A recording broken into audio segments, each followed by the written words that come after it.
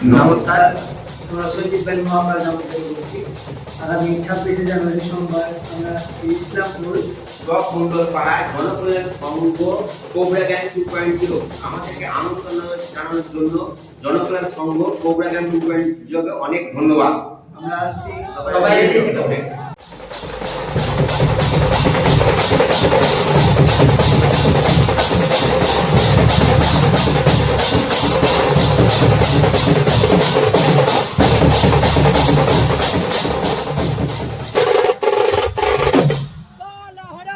কষ্টহারা দুঃখহারা দারিদ্র্যহারা আমাদের